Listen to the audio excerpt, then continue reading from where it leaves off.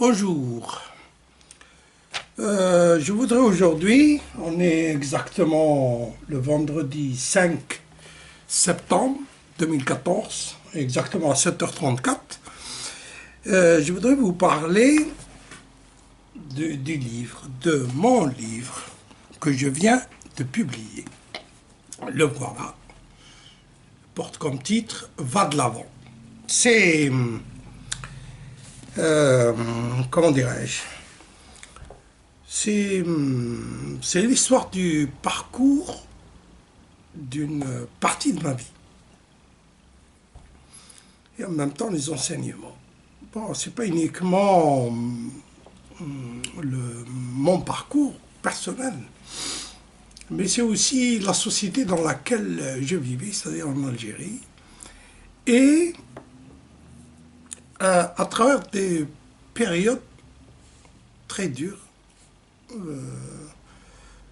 que ma société a traversées. Pourquoi écrire? Pourquoi j'ai eu ce besoin d'écrire? En fin de compte, ça a commencé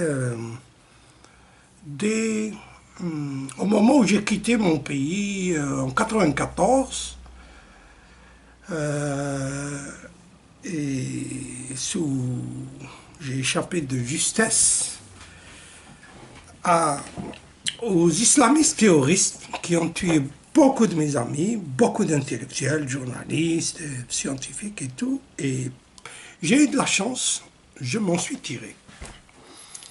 Et donc j'ai pris ma valise et je suis parti en France au début, ensuite en Norvège, où j'y suis.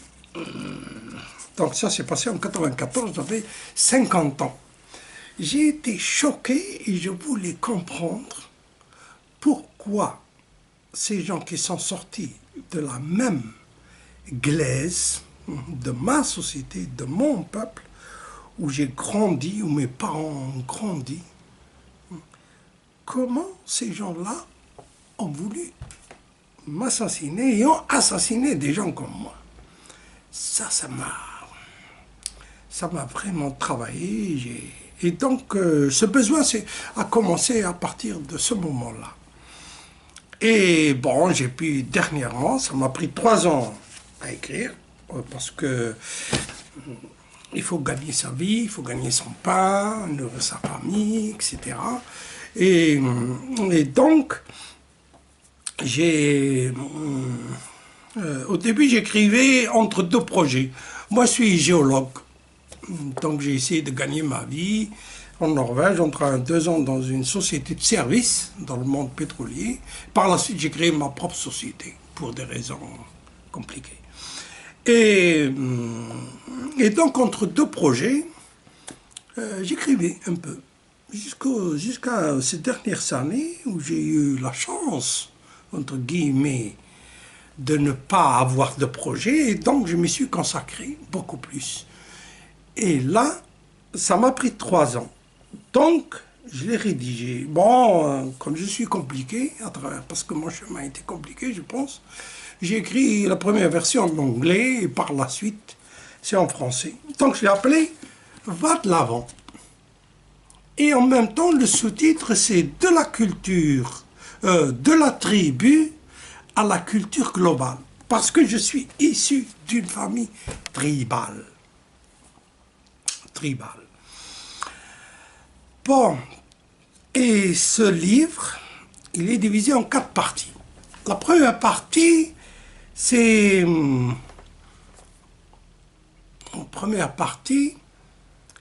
la période de ma vie qui va jusqu'à 10 ans. Elle correspond à une étape très, très précise de la société et de ma famille tribale. La famille des Sadla travaillait chez un colon, Casimir. En arabe, on l'appelait Wild Casimir. Casimir. En fin de compte, c'est son père qui portait le prénom de Casimir. Lui, il portait le nom d'André Roland. Ma famille, ils ont travaillé presque 3 générations, de père en fils, jusqu'à 3 générations. Et donc, mes premières 10 années, je suis né en 44 et ma famille a quitté la ferme. On a quitté la ferme en 54, exactement l'été 54, pour aller au village. Donc, cette première partie, j'allais, à partir, disons, en gros de 6 ans peut-être, j'allais à l'école coranique et l'école primaire euh, coloniale. Donc voilà. Et en même temps, je décris ce que j'ai appris de ma famille, de ma société, de la famille tribale et de la famille du colon. Du colon. Surtout, bon, de la famille du colon en fin de compte. Ça, c'est la première partie. Bon, et bien sûr, j'explique un petit peu à propos de mon père et de ma mère, et donc un petit peu dans le passé. Pourquoi, en fin de compte, j'ai été à l'école comme mes frères? Parce que mon père a eu la chance, entre guillemets, de... oui, la chance, en fin de compte, d'avoir été pris manu militari à 18 ans, hein, à la guerre 14-18, la Grande Guerre, comme on l'appelle en France.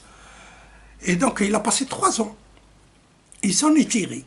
Ça, c'est la plus grande réussite de sa vie. Dans une guerre d'enfer, s'en tirer sain et sauf, entier, sans avoir laissé une partie de son corps, et il est revenu avec un enseignement d'une valeur inestimable. Et il a compris, dans ce monde moderne qui se déchirait, la France, l'Europe, il a compris qu'il fallait savoir lire et écrire. Ça. Et ça a été notre chance. D'où l'école coranique et l'école primaire.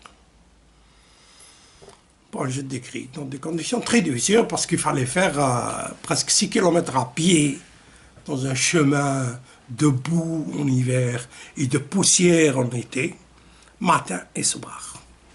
Aller à l'école coranique le matin, ensuite l'école primaire coloniale, ensuite à midi l'école coranique encore une fois, ensuite l'après-midi l'école primaire coloniale, ensuite le soir, enfin fin d'après-midi, fin de journée, l'école coranique et le retour à pied. Bon, donc, c'est pour cela que à partir de 6 ans, j'ai été formaté, en quelque sorte. Et le titre va de l'avant, ça a été déjà ça, les premiers pas. En anglais, j'avais mis « Just keep going ahead ». Et en arabe, « Mchibark, mchibark ». Je ne cherche pas à comprendre, un pas après l'autre, et ainsi de suite. Une année après l'autre, il travaille, un an après l'autre, et ainsi de suite. Donc, voilà, pour cette première partie, un enseignement extraordinaire jusqu'à 10 ans. Bon, deuxième partie, c'est au village. Au village, en fin de compte, c'est le village. Bon, c'est un peu plus moderne, donc une société par rapport à la société rurale de la ferme. En même temps, elle est composite. Il y a plusieurs tribus. Il n'y a plus que les Sadallah. Il y a les Sadallah, les Dahou, etc. Guia, Ain Talba, et puis il y a les pieds noirs. Et les pieds noirs, certains d'origine française, d'autres d'origine espagnole, d'autres des juifs d'origine européenne, ou bien qui appartenaient à des juifs très anciens d'Algérie qui sont européanisés grâce au fameux décret de 1880 ou 70 de Crémieux, ou bien... Et aussi, il y avait une famille de juifs qui avait la culture et l'habillement, une famille, quelques membres comme ça que j'ai en tête, qu'on rattachait plutôt aux Algériens, aux Arabes, je veux dire. Les Kabyles, il y en avait très peu. On les appelait Zouawa. Et là, bon, ça c'est la deuxième partie, donc au village. En même temps, dans la deuxième partie, il y a une chose aussi importante, c'est que c'était la guerre. Donc on a vu arriver l'armée française, l'armée, je dirais plutôt pas l'armée française. Maintenant, je dirais l'armée coloniale. Elle était là avec ses engins, les Alftrac, les GMC, les Jeeps, etc. On a appris tout ça à ce moment-là. Et bien sûr, avec les assassinats, les emprisonnements, les tortures, etc. Bon, la troisième partie du livre, c'est que après l'école primaire, donc je suis parti au collège. Au collège, dans la ville juste à côté, c'est Saint-Timouchen. C'est une ville qui était déjà de ce temps-là une grande ville. Elle était, c'était le siège, c'était une sous-préfecture. Et c'était la capitale du vignoble et du vin en Algérie. Hein. Et là, bien sûr, j'ai aussi appris pendant 3 années au collège, 5e, 4e, 3e. Chemin un peu spécial, je suis rentré directement en 5e, pas en 6e, comme font les autres. Et bien sûr, je me suis retrouvé devant de nouveaux challenges, notamment où dormir, où manger, etc. Faire du stop pour rentrer le soir et tout. Et bien sûr, quand le stop ne marchait plus, il fallait trouver où passer la nuit. Et je me rappelle que c'était Bachir, mon frère, là, qui m'avait dit, je lui ai dit, si jamais le stop ne marche pas, comment tu fais, comment tu faisais? Parce que lui, il est passé avant moi. Il m'a dit, tu vas tout simplement al hammam et tu passes la nuit. Donc, j'ai fait ça. Et donc, j'ai été, je ne sais pas si c'est la première fois ou une des fois, mais l'image que j'ai en tête, c'est que j'ai été dans le hammam à Timouchent, le bain mort, comme on disait en français, et il était à côté du Splendide cinéma. Il y avait 3 grands cinémas, 3 cinémas, pas grands, 3 uniquement, 3 cinémas à Timouchent, le Casino, le Capitole, le Splendide. Donc c'était à côté, pas loin. Et là, c'était, je me rappelle un soir, donc, alors que j'étais assis sur le matelas par terre, en train de faire mes devoirs, il y a un bonhomme d'un certain âge qui était venu, il m'a dit, mais qu'est-ce que tu fais, qu'est-ce qui se passe? Il a voulu chercher à comprendre, j'ai expliqué. En fin de compte, c'était le patron. C'était Divli, Allah yarhamou wa sa'aleh. Et il m'a dit, écoute, viens. Et il m'a mis au comptoir. Il m'a dit, tu vas rester au comptoir, tu vas faire tes devoirs ici, il y a de la lumière, tu peux t'asseoir, tout. Et il a dit à celui qui travaillait à côté, il lui a dit, écoute, quand il vient, tu lui mets une place à part, etc. Il m'a dit, tu payes pas. Si tu veux aller prendre un bain, tu y vas et tu payes pas. Et donc, voilà. Bien sûr, son fils, Rachid, Allah yarhamou, lui aussi, il est mort, qui était avec moi au collège. Il avait appris ça, il m'a dit, ah, c'est excellent. Alors, ce qui fait que Rachid, Allah yarhamou, lui, il allait au cinéma, et puis il revenait le soir, il me disait, Qader, donne-moi le cahier. Il recopiait, hop, mathématiques, parce que j'étais le meilleur en mathématiques et dans d'autres branches un peu, je pense. Et donc ça allait très bien pour lui et pour moi. Un jour, il m'a dit, Rachid, encore, il m'a dit, le matin, il m'avait vu, j'arrivais un peu tôt devant l'école Brossolette, à Timouchent, et il m'a dit, moi, il me demandait des amis ou des collègues, des camarades de classe, il m'a demandé, passe-moi le cahier, recopier. Bon, j'avais aucun problème. J'ai recopié, pied noir ou autre. Et là, il m'a vu, il m'a dit, qu'est-ce que tu fais, Qader? Il dit, je sais pas, il m'a demandé le cahier, je lui ai donné.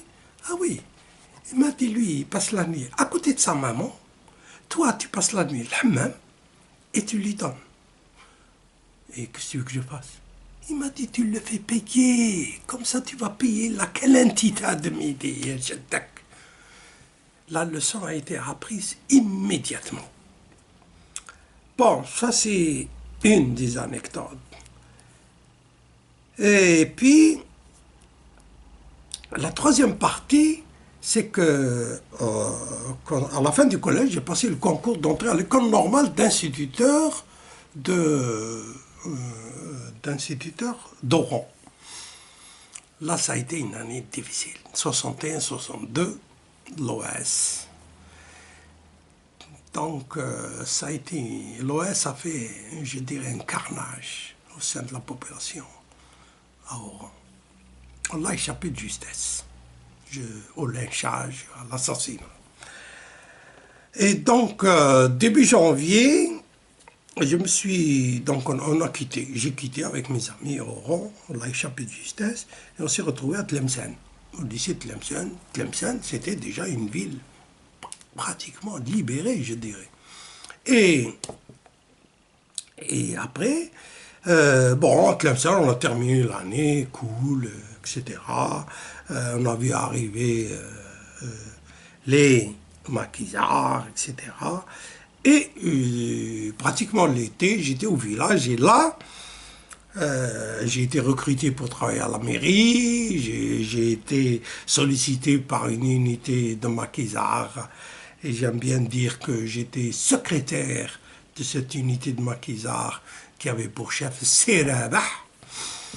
Et donc c'est tout ça que j'ai décrit. Le village pendant cette période inoubliable de l'indépendance 62.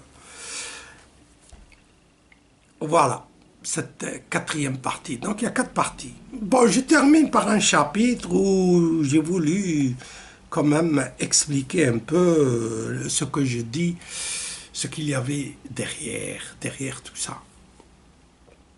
Et donc voilà pour ce livre et je vous remercie pour votre attention.